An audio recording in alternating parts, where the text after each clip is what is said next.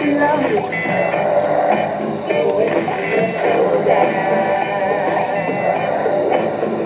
lock your doors, but you can't lock the madman out of your mind. Well, hello there, everybody. This is Brett from Love That's in the Belfry. It's been a little while since we've done a video. Our last one was a creepy coffee and conversation episode on scary stories to tell in the dark, but just kind of wanted to give an updated vlog on what's going on with us. Last weekend we actually got to go back to Mahoning Drive-In Theater. If you are familiar with our channel, that was actually the first video we ever did on this channel, which is really cool. So we recently just got to go back to Mahoning Drive-In, and if you haven't seen our first video on that, that is also on our channel. That's actually our very first video, so be sure to check that out. That's when we got to go see Killer Clowns from Outer Space and It from 2017. Speaking of It, the new one's coming out, and we definitely want to do a review on it, so hopefully we will have that as a creepy coffee and conversation episode coming up for you. But yeah, this past weekend we went to an event at Mahoning Drive-In called Real Weird Weekend. Go in the house if you value your sanity. Don't go in the house if you believe in evil. Don't make me do anything bad, Mother. Don't go in the house because the people who live there aren't people anymore. Don't go in the house, but if you do, don't say we didn't warn you.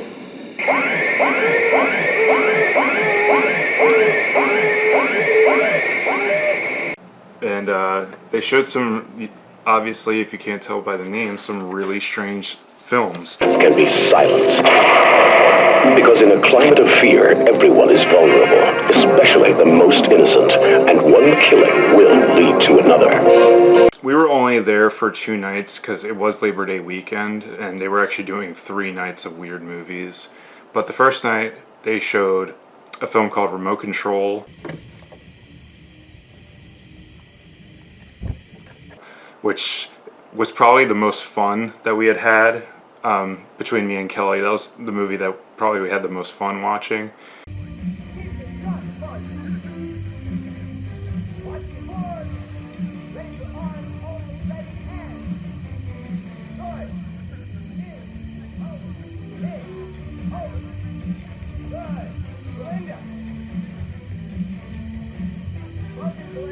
After Remote Control, they showed a film by David Cronenberg called Videodrome.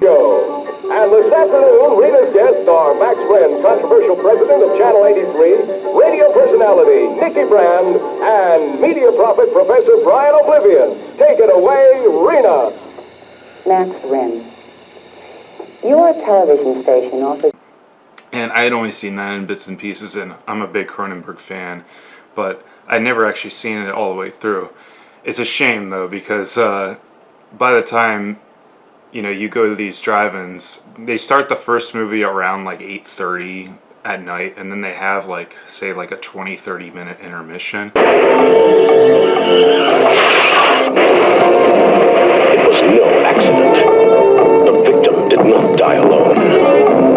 There are 2 witnesses who know the truth. They have a lot of cool stuff there. They have vendors and such, but by the time Videodrome started playing, I was about 40 minutes in, and then I was just out. I could not stay awake from it, so I feel that I owe it to Cronenberg and the movie Videodrome that I actually pay more attention to it. And after a movie like Remote Control, it was just like a fun, kooky, like 80s movie about a video store clerk and like a killer videotape. It was really neat. And actually, the director of Remote Control was at Mahoning Drive-In Theater, like signing posters and such of the movies he's made. And so his name is Jeff Lieberman. And it was funny because there's a movie that Kelly loves called Satan's Little Helper.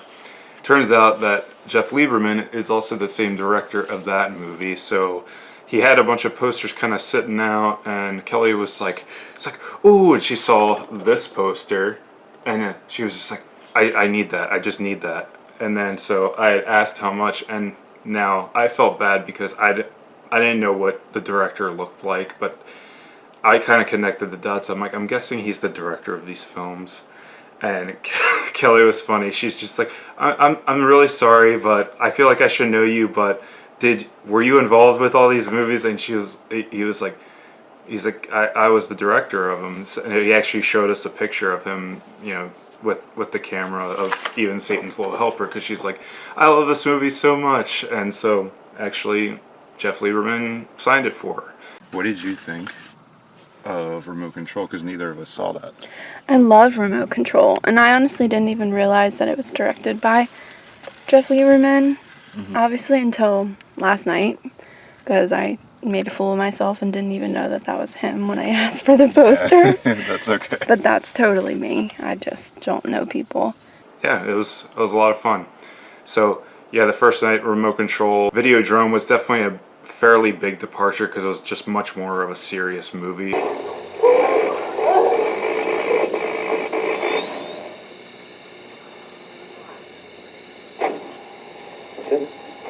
That's it. Grotesque, as promised. Okay. Can you hang a search on it next time? Already working on it. I was pretty insulted when it just shrugged us off in less than a minute. Well, Patron. Interested? Yeah. Yeah. I really can't review the film because when you fall asleep during a movie, that starts at after 11 p.m. and we're old anyways. Videodrome came on, and I don't know if I was just really cold and exhausted. I had a long day yesterday. We both did. Both of us, we were both up at 5:30 yesterday morning, and then Videodrome didn't start playing till 10:30, I think. And maybe even a little after that. Yeah, I stayed away for probably half hour and I was out. Yeah. So, sorry Cronenberg, but I was tired. Yeah. Had a little bit of coffee. Yeah. Some not so pumpkin donut holes. Yeah. Kelly bought pumpkin donut holes. They don't taste like pumpkin at all. They taste like normal donut holes, which you would buy from the store. I gave him an original and then a pumpkin, and I said, I'm going to give you one of these, and you have to guess what it is. And you guessed the pumpkin was an original. Yeah, and it's like, no, that's a pumpkin. It's like, it doesn't taste like pumpkin.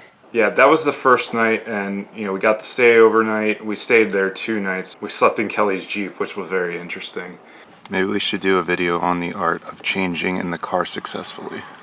But the second day, we had a lot of time to kill because they let you stay overnight, but eventually they're like, all right, you kind of do have to leave so they can, get things set up for the next show the next day. And then they reopened the gates at 6 p.m. I'm freshening up, okay? It's all going in the camera. So we had a lot of time to kill, and we were basically in PA for a good while. So we were just looking for stuff to do, and so we're on our way to a place called Bonnie and Clyde's Pub. I think so. I think so. Yeah, we have a lot of time to kill before night 2 of Real Weird Weekend, and tonight they're showing Phantom of the Paradise, which is a very rare movie. I don't think any sort of drive-in or theater in general would really show. And then after that is Beyond the Valley of the Dolls. So we're gonna have some fun, but we got a lot of time to kill, so we're gonna go eat some lunch.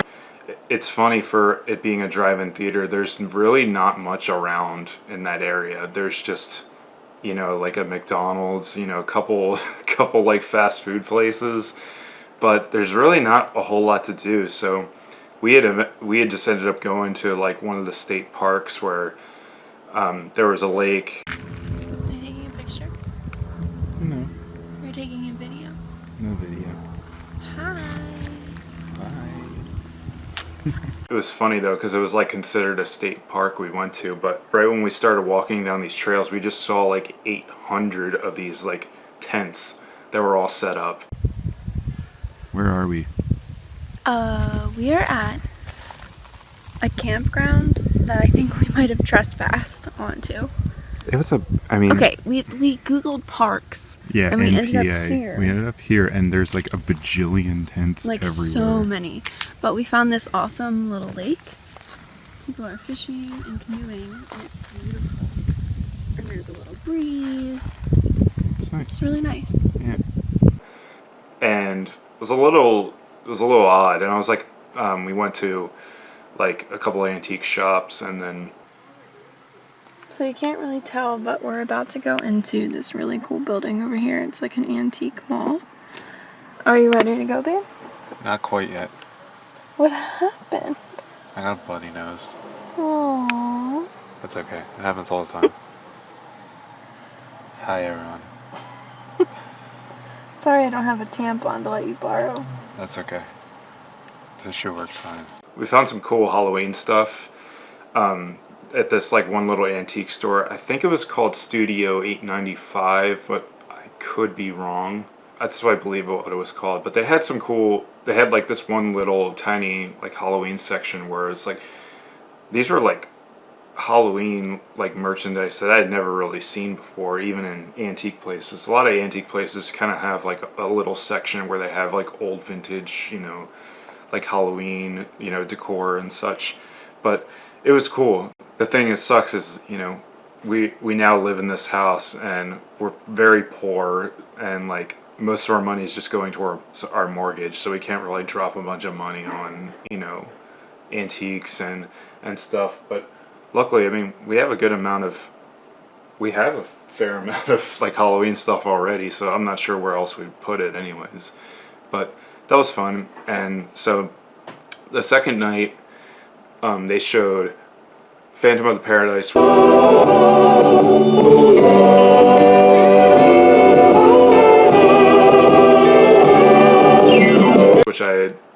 which I've seen only one time before, but it's basically like a great like musical, but it's also like combined with pretty much horror. Like it has Jessica Harper, which she's known from Suspiria fame, and she was also in the unofficial sequel to Rocky Horror Picture Show called Shock Treatment.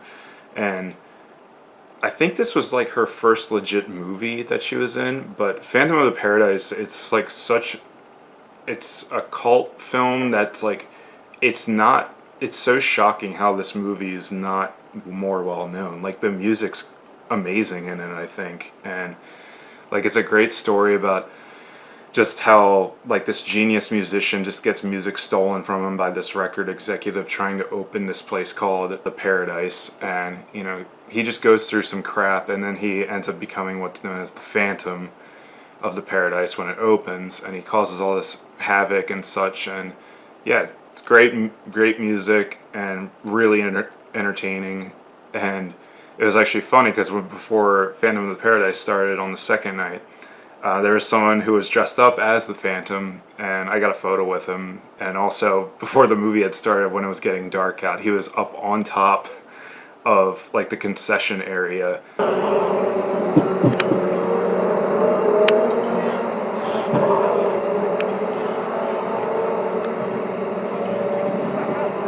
I can actually fly.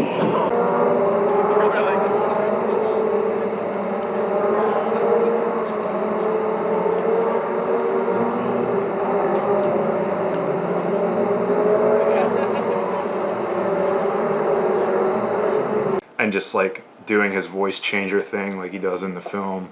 It was pretty cool. I really enjoyed that, and Kelly really liked it too. And then after that, they showed a movie called Beyond the Valley of the Dolls. And the only type of Russ Meyer film that I've ever seen is Faster Pussycat Kill Kill, which I got the feeling that Russ Meyer is maybe a person who doesn't really give a crap about his plot in his movies, because watching that movie, at least I kind of had like going into Beyond the Valley of the Dolls, I kind of had a feeling of what it was kind of going to be like. But even that, I was like, this is one kooky film, and I'm sure it definitely has its audience, but it's definitely, I don't know, it didn't strike a chord with me. Funny pun, because both these movies are very heavily, you know, music involved. But yeah, Beyond the Valley of the Dolls is like the only thing I could say of what the plot is. It follows a band and them like, and just their lives like being carried out. And it's so weird because it's like, it's a music involved movie, but it's a lot of drama and a lot of just like chaos that doesn't really make a lot of sense. And it's like, while I can't say like this was a waste of time, it was a very interesting watch. I think the best part of the movie is the last 10 minutes because it turns into a slasher film. Like at the last 10 minutes of the movie, I was like, how did we get from here to here like in, you know, an hour and 40 minutes or something? So it's an interesting watch, and I mean, I guess I would probably give Russ Meyer another chance with movies, but this, I mean, it was definitely interesting. Some people were walking around like that movie was bonkers, and that's what you get when you go to Real Weird Weekend. Actually, this was Real Weird Weekend Volume 2, actually. The first one we didn't go to because we didn't know it existed until we had gone to the Mahoning Drive-In Theater for the first time. But I think the first Real Weird Weekend, they showed movies like Suspiria, House, the Japanese film, also Zardoz, which I've never seen, but I love to see that movie with Sean Connery. And yep, I mean, it was definitely a successful trip, and we definitely want to do it again soon. I mean, their season is from like springtime until I would say towards the end of October, so they're kind of September now, so they're kind of coming towards the end of that.